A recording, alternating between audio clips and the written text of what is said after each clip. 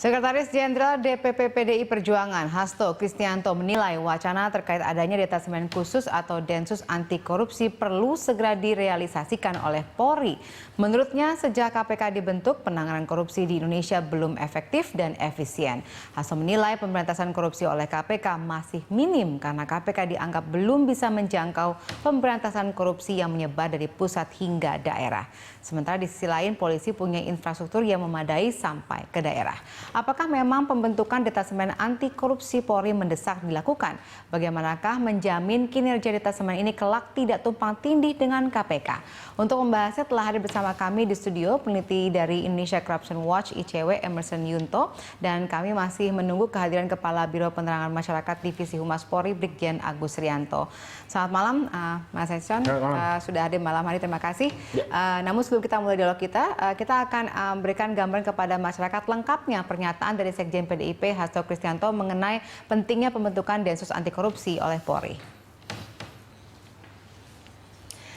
Ya, kemarin Hasto menyatakan maka seiring waktu reformasi yang sudah berjalan 16 tahun ini, sesungguhnya institusi penegak hukum seperti polisi, jaksa sudah bisa bergerak sesuai dengan tupoksinya dalam penegakan hukum dan pemberantasan korupsi.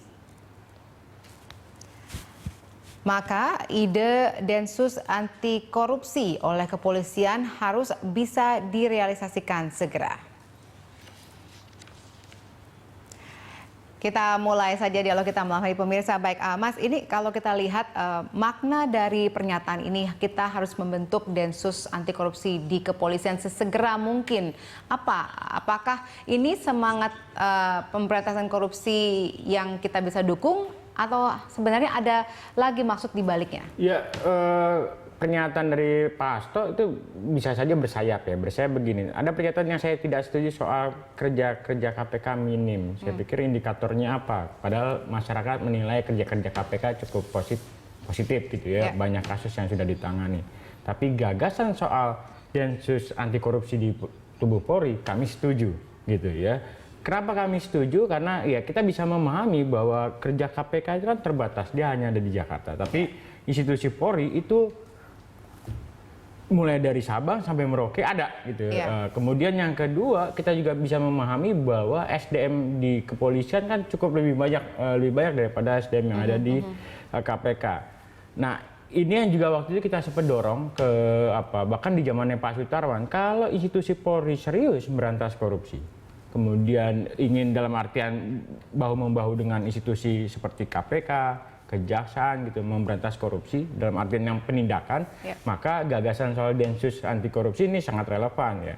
Kenapa kita bilang begitu? Karena sejauh ini secara struktural penanganan perkara korupsi di Mabes Polri itu kan ada di Direktorat 3 Tipikor di Bareskrim. Artinya apa? Kalau ingin bergerak lebih cepat, akan tertumpu persoalan soal birokrasi. Direktorat 3 Tipikor itu bertanggung jawab pada Bareskrim. Bareskrim bertanggung jawab kepada Kapolri. Kalau Densus 88 anti teror itu kan dia langsung dibawa Kapolri. Artinya apa?